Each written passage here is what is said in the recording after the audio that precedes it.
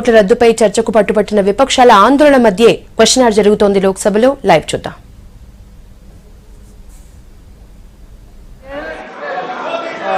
माननीय अध्यक्ष महोदय, एक्सीडेंट होने का 3 रीजन होता है.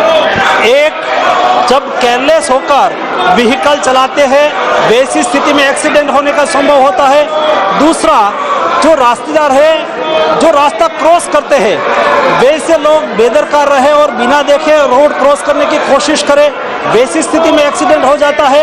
और तीसरी स्थिति, जब रास्ता ठीक ना हो और वैसे कोई रास्ता में मोड़ आ जाता है और उसके आइडेंटिफाई नहीं किया गया होता और उस पर आइडेंटिटी मार्क नहीं लगाया गया, वहाँ रास्ता में दिक्कत है. वैसा जब इंडिकेटर मार्क नहीं लगाया होता वैसी स्थिति में 2-3 रीजन से एक्सीडेंट हो सकता है.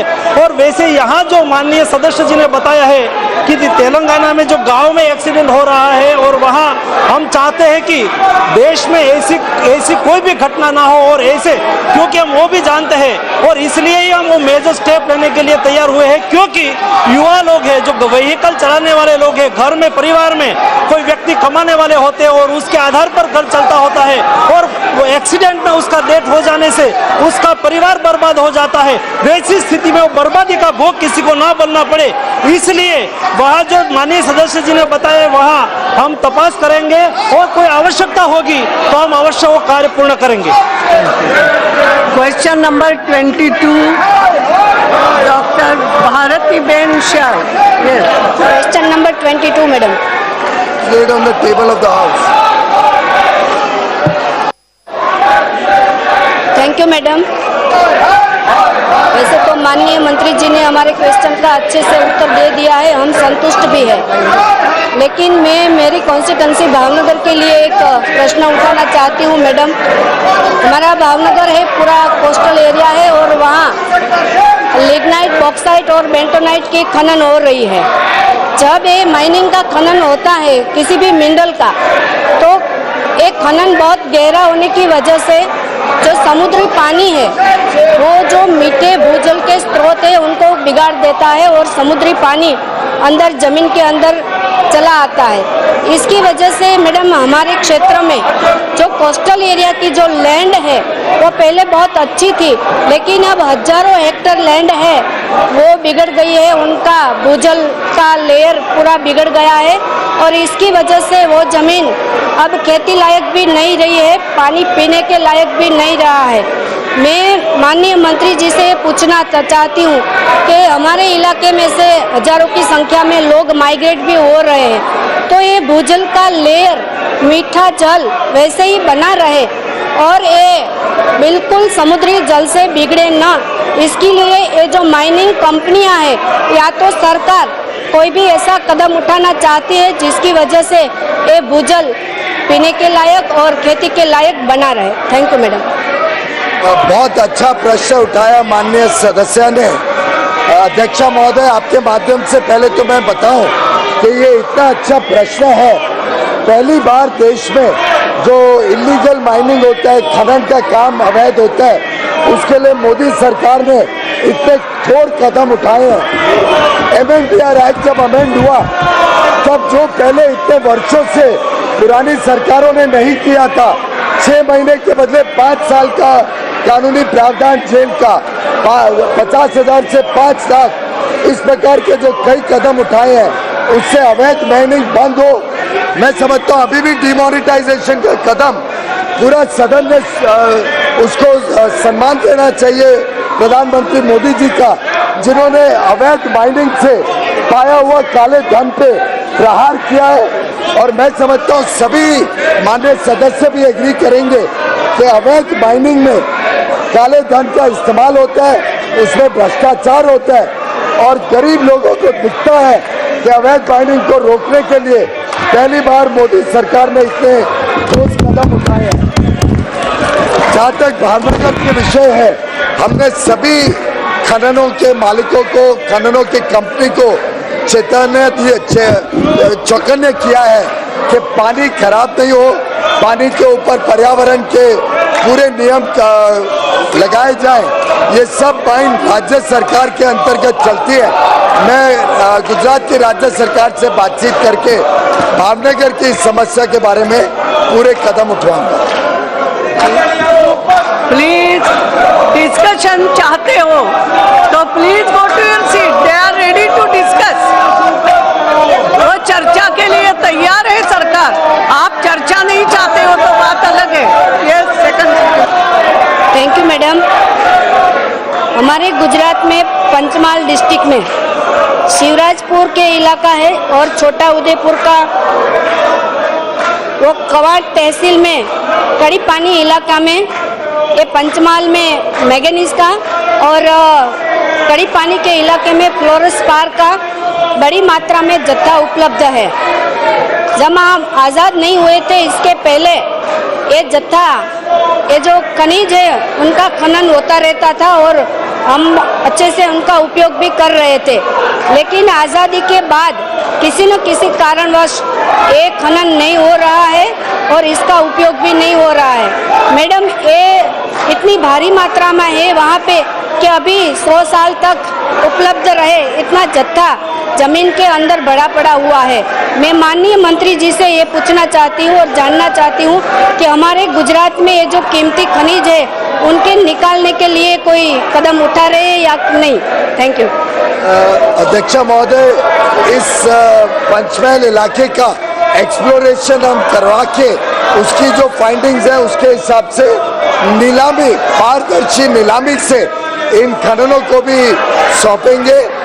जो पहले चलते आया इतने वर्षों से पुरानी सरकारों ने अपने अपने सांसदों को, अपने अपने मित्र बंधुओं को, अपने रिश्तेदारों को ये एकदम बिना पारदर्शिता के भ्रष्टाचार मुक्त जिस प्रकार से खनन दिए थे उसको इस सरकार ने रोका है। हमने सभी खनन पारदर्शिता से और ईमानदार नीलामी से दिए।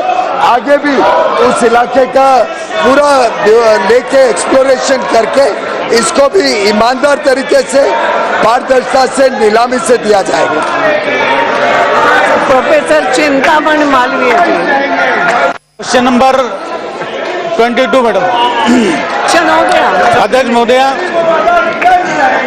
अवैध उत्खनन आज देश में बड़ी समस्या बन गया है और नई मशीन और तकनीक के संसाधनों के कारण इसमें बहुत तेजी आई है। हमारी नदियां, हमारे पहाड़, हमारा पर्यावरण, हमारा इको डाइवर्सिटी सब इससे प्रभावित हो रहा है। देश में नक्सलवाद को बढ़ने में, अपराध बढ़ने में, काला धन बढ़ाने में इसका बहुत बड़ा हाथ है। इसके अतिरिक्त केवल अकेला ये उत्खनन, अवैध उत्खनन अगर नहीं रोका गया तो भ्रष्टाचार और काला धन को भी रोकने में सरकार को बहुत परेशानी आएगी। उत्तर प्रदेश की सरकार ने हमें लिख के दिया कि 6,777 केस होने के बावजूद एक भी केस में कोई इलीगल मिनरल और निकाला नहीं गया। ये बड़ी विचित्र परिस्थिति है। अगर 6,777 केस मिले और उसमें 0 मिनरल माइन हुआ तो ये तो हमें समझ में नहीं आ रहा है। साथ ही साथ बताते हैं 621 लाख रुपए, मात्र 6 करोड़ रुपए का अवैध माइनिंग हुआ है। 6,777 केस में बड़ा मुश्किल है मानना कि सिर्फ 6 करोड़ रुपए का ही माइनिंग मिनरल और अवैध मिला गया और FIR 0 लॉन्च हुए। ये भी हमें बहुत हैरानी की बात है कि 0 FIR लॉन्च हुए और कोर्ट केस भी 0 फाइल हुए। तो इसके ऊपर मैं जरूर माननीय सदस्य की बात पे गौर दूंगा और राज्य सरकार से चर्चा करूंगा कि वो तुरंत इस प्रकार के भ्रष्टाचार, इस प्रकार के काले धन पे कदम ले, ठोस कदम ले और कार्रवाई करें। Question number 23 Jayaprakash Yadav ji. Number 23। अध्यक्ष महोदय, आप प्रश्न पूछना चाहेंगे? मैडम तो पहले नंबर बोलो, खाली नंबर क्या बोलना तो वो रिप्लाई अपनी बात मिनिस्टर। हाँ, minister you can come here and से।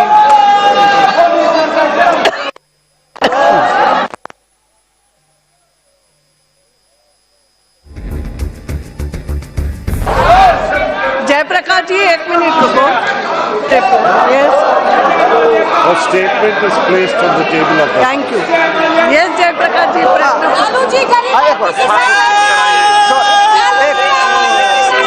अध्यक्ष महोदय, आम नागरिक को हवाई यात्रा की आसान सुविधा श्री भागीरथ प्रसाद प्रश्न नहीं, प्रश्न पूछने चाहते हो क्या? आप प्रश्न पूछना चाहते हैं? उड़ान संदर्भ में प्रश्न पूछना चाहते हैं? पूरा प्रश्न। हाँ, अध्यक्ष महोदय, आम नागरिक को धर्मेंद्र जी, चर्चा के लिए चर्चा में बात बोलो सब। यस जयप्रकाश, एयरपोर्ट के निर्माण के लिए क्या क्या तैयारी किया है? हत्याएं हो रही है, लोगों की मौतें हो रही है, पटना, और सरकार सो रही है। भागलपुर, मुंगेर, लोगों की मौतें हो रही है, और सरकार सो रही है, मौतें हो रही है, और 500 करोड़ की शादियां हो जवाब रही दे। है इसी देश में। मांगते हैं 500 करोड़ की शादियां हो रही क्या है जवाब? और किसान मर रहा है। Madam Speaker, yes the honourable member is raising certain things which are nothing to do with the civil aviation sector. Yes, रुको, दूसरा प्रश्न। दूसरा प्रश्न ये अध्यक्ष जी, देश का किसान परेशान है, अध्यक्ष जी, व्यापारी मर रहे हैं, रो रहे हैं गरीब, हत्याएं हो रही गरीबों की। No nothing. भागीरथ प्रसाद जी, वो सामने है मैडम। यस माननीय अध्यक्ष महोदय, यस, भागीरथ प्रसाद जी। माननीय अध्यक्ष महोदय, मैं भारत सरकार का बहुत धन्यवाद देना चाहता हूं कि उन्होंने छोटे शहरों को जोड़ने के लिए, हवाई सेवा से जोड़ने के लिए एक उड़ान योजना बनाई है। इस संदर्भ में मैं कहना चाहूँगा कि मेरे लोकसभा क्षेत्र में दतिया एक पर्यटक स्थान है और विकासशील क्षेत्र है, बहुत तेजी से विकसित हो रहा है। यहाँ पर भारतीय इतिहास का सबसे पुराना दस्तावेज सम्राट अशोक का गुजर्रा में भांडेर के पास उपलब्ध है। यहाँ सोनागिरी है, यहाँ रतनगढ़ की माता है, सूर्य मंदिर है, यहाँ पीताम्बरा पीठ है और यहाँ मेडिकल कॉलेज खुल गया है, यहाँ वेटरनरी रिसर्च का नया संस्थान आ रहा है। तो मैं माननीय मंत्री महोदय से आग्रह करूंगा कि इस उड़ान योजना के अंतर्गत कब तक हवाई सेवाएं दतिया में शुरू हो जाएंगी? हवाई पट्टी है और हवाई पट्टी है, तैयार है और अच्छी हालत में तैयार है, तो कब तक सेवाएं शुरू हो जाएंगी? Madam Speaker, this whole regional connectivity issue was a commitment of the BJP government in its election manifesto. So it took us some time to make it a reality, come out with the scheme. Now the scheme envisages a participation of the state government, a participation of the government of India, and together we want to partner and take this forward. Regional connectivity is essential in a country like India, where we have a resplendent heritage spread all over the country. We have about close to 70 airports which are active. The rest of it is not covered by scheduled airlines. So we have brought out the scheme, we have rolled out a subsidy. The idea is that it cannot be a subsidy for eternity, a subsidy for a minimum period of time. It takes about 2 years to develop a route. Therefore, the subsidy will hold for a maximum of 3 years. So a question of prioritization is there. We work with the state governments. We will work together and make this happen. I think that in January and February coming January and February, the first regional connectivity flight will become a reality. Chandu Bagra ji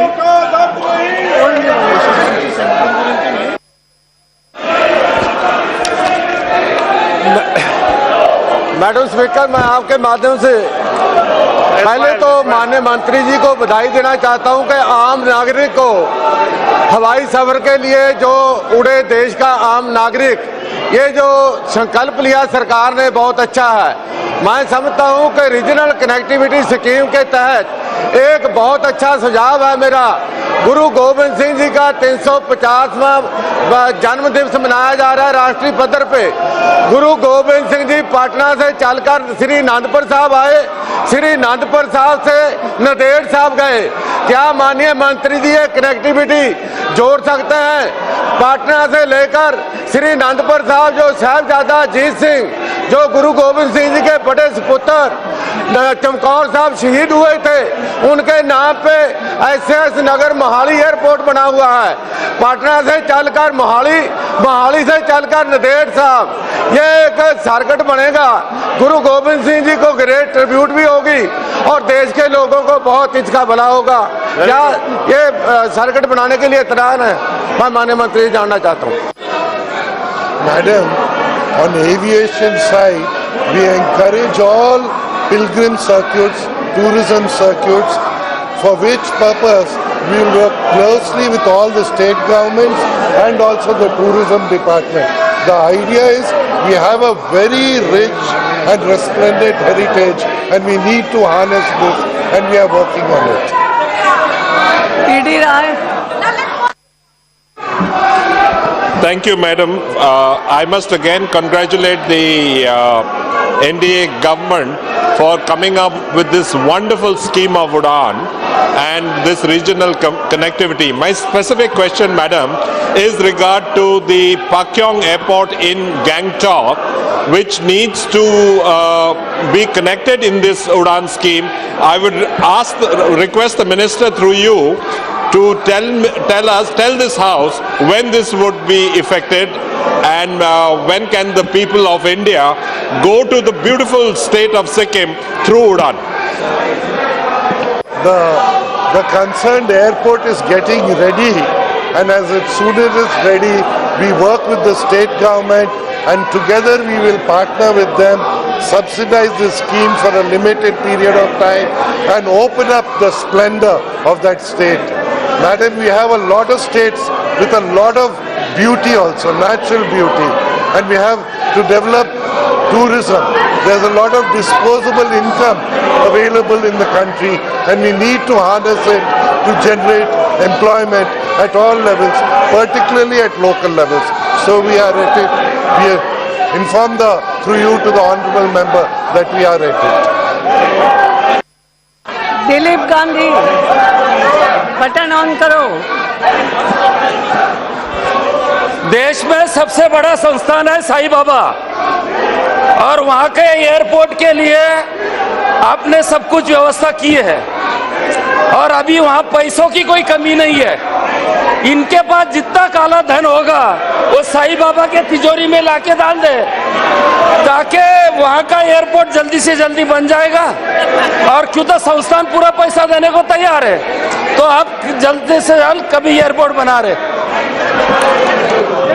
Madam, the Shirdi airport is in an advanced stage and the state government is at it. As soon as it is ready, this is one of the few airports. Before the airport is ready, there is a demand among airlines to have a connectivity there. So we hope that this will happen soon and we will be able to connect Shirdi so that the pilgrims can reach there and pay their respects to the honorable sage. जी गणेश सिंह जी, ये short question. माननीय मंत्री जी से जानना चाहता हूं कि उड़ान योजना कब तक देसी परिचालन शुरू करेंगे। द्वितीय विश्व युद्ध के समय पर मेरे लोकसभा क्षेत्र सतना में एक हवाई पट्टी का निर्माण हुआ था और उसमें परिचालन भी है लेकिन शासकीय सेवाएं उसमें नहीं चल रही। मैं मंत्री जी से मांग करता हूं कि सतना से हवाई सेवाएं शुरू करने के लिए जो वो योजना बना रहे हैं उसमें सतना को भी शामिल करें। धन्यवाद। Our country has more than 400 airstrips which are unconnected. So that is why we partner with the state government to make this happen. As I have mentioned before, we have a rich and resplendent heritage. Question number 24 Shri Swami Sakshi Maharaj ji. प्रश्न संख्या 24। Yes minister, प्रश्न पूछिए। देखिए, धन्यवाद।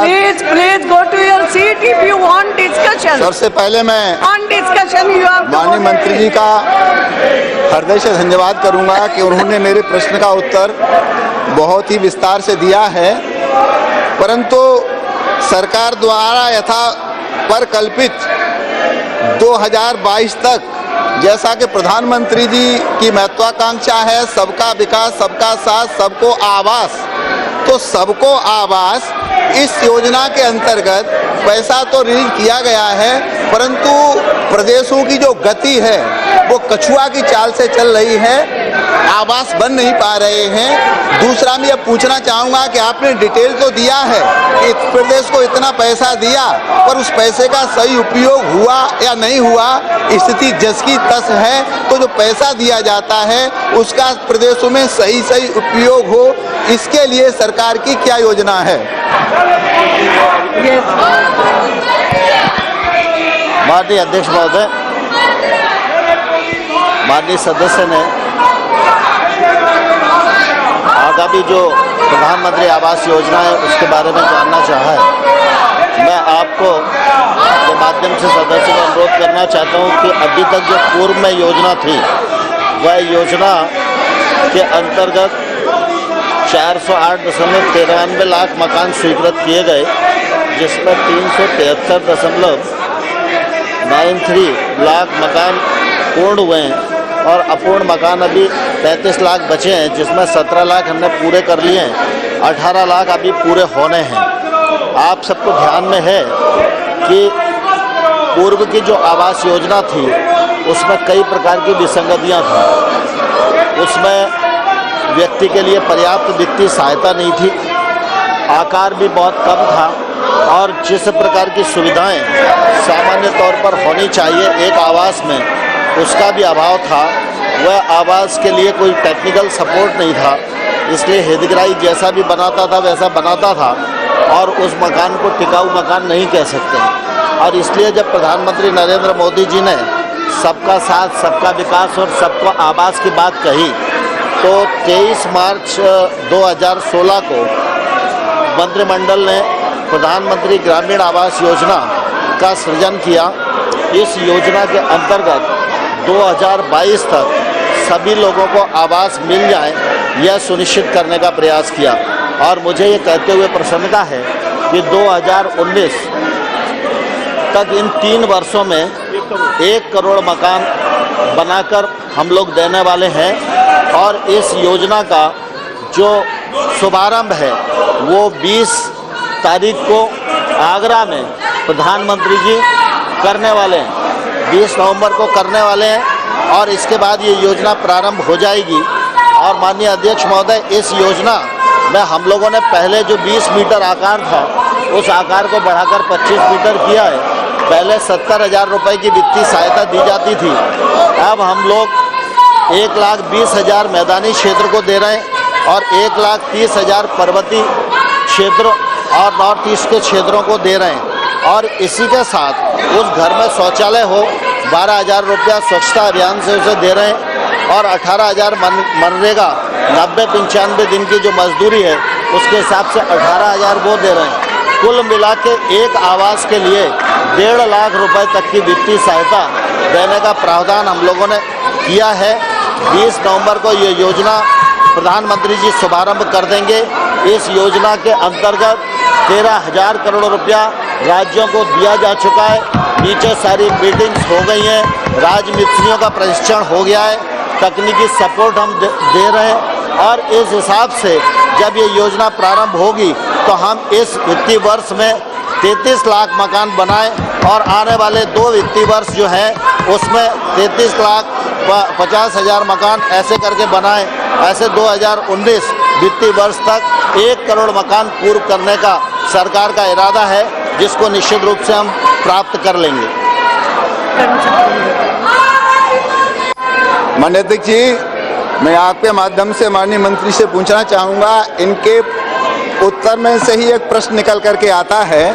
मुझे जो detail दिया गया है उस डिटेल में 2013-14, 2014-15, 2015-16 और आप अपने उत्तर में कहते हैं कि 2017 से लेके 2018-19 तक 3 वर्षों में 1 करोड़ मकान बनाने की परिकल्पना की गई है। माननीय मंत्री जी, यह बताने की कृपा करेंगे कि 2016-17 का तो आपने डिटेल दिया नहीं, तो 2016-17 में कम से कम उत्तर प्रदेश के बारे में बताएं कि आपने इन मकानों के लिए 1 करोड़ बनाने वाले हैं। 2016-17 में उत्तर प्रदेश के लिए कितना पैसा रिलीज किया है? माननीय अध्यक्ष महोदय, जो सदस्य को जानकारी दी गई है वो कुछ पूर्व की भी है और इस वर्ष जो योजना प्रारंभ होने वाली है, इस योजना में लगभग 3 वर्ष में 2019 तक 12 लाख मकान उत्तर प्रदेश में बनाए जाएंगे। श्री मनोज तिवारी